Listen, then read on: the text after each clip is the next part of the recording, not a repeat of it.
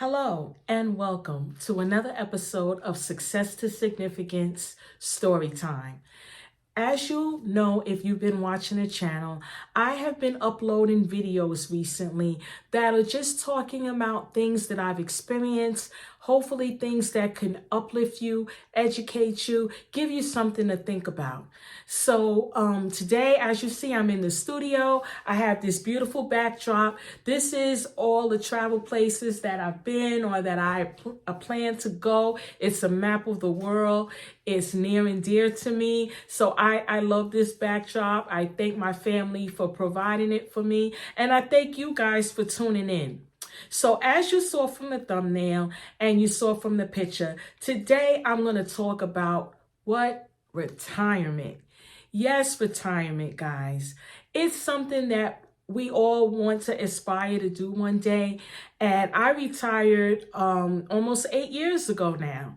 And I just wanted to give you some tips, some helpful hints that I have about retiring that people probably have never mentioned to you or, you just thought about. So I'm just going to spend a few minutes just telling you a little bit about what my take is on retirement. First of all, you have to plan for it. It's not something that you go into and just say, I'm tired of working, I'm done. You can't do that. You have to plan. Now, if you're like me and the millions of other people that have worked in jobs such as I have, you were able to retire pretty early. I signed a contract that when I started, I had to do only a certain number of years and then I was finished. So I essentially retired when I was in my 40s, which was a great thing, but it had its downside as well. Because one thing I want to tell you, if you are part of any type of retirement savings, they do not expect you to use that money before a certain age. So you could have accumulated hundreds, thousands of dollars. But if you take that money before a certain age, you will be heavily penalized. Please remember that, family. So if you do plan to retire before that age, and I'm not sure if it varies from state to state, but I know from my state, it's 59 and a half. That might be universal, but I'm not quite sure. But if you retire early like I did, and you do take those funds, please be prepared to pay Uncle Sam the money that is due to them. That could be a good thing or that can be a very bad thing, because some people plan for it, they take the money and they just pay Uncle Sam off the rip. But if you're not like that and you took the money and you didn't realize that you were going to be heavily taxed, the next tax year, they will come for you and they will get theirs. So that could be the downside to it. Another thing is just psychologically, you have to prepare for it. Some of us have worked in a capacity where we were constantly on the go. We were constantly being sought after, needed, wanted, time frames. We had to meet deadlines and we were constantly moving. But then once you retire and you're home, that phone doesn't ring. They've replaced you. They don't need you anymore.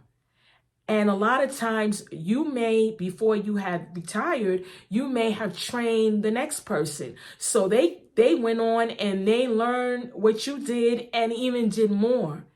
And sometimes, family, that could bring on somewhat of a depression. I have seen that happen, and it's not a good feeling. Some of us were on the phone, hundreds of people calling us. Oh, I need you to do this. Oh, you're needed, you're wanted, you're loved, you're respected. And then you go to your home and the phone is not ringing. Nobody cares if you're on deadline.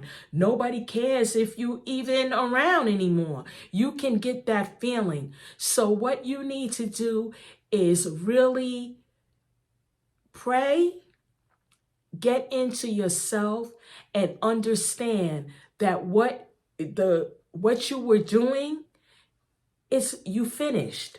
So now you're starting a new chapter, and it can be just as exciting or even more. So that brings me to the next tip. Don't sit home and just be in the house. Do something. Exercise, volunteer, get out there or do like I do. Started a YouTube page. I mean, I'm not really that good with knowing all the electronics, and I don't have a lot of listeners right now, but I enjoy doing it. I enjoy talking. I enjoy telling my stories.